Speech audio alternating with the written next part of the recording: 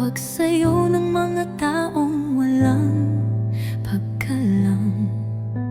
Nilamon ng puot at galit ang puso nilang napakapait.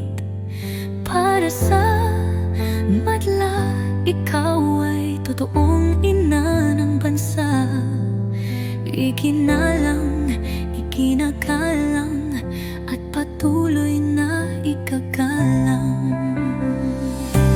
Liwanag sa magandang bagay na iyong ginagawa.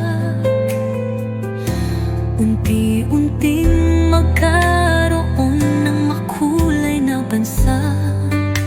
Ang Ilog, Pasig, Fort Santiago, Intramuros at Luneta. Sa mga kamay mo, buong Maynila ay gaganda. Kailanman hindi ka namin ipagkanulo, ni itatanggi kahit saan man tayo patungo.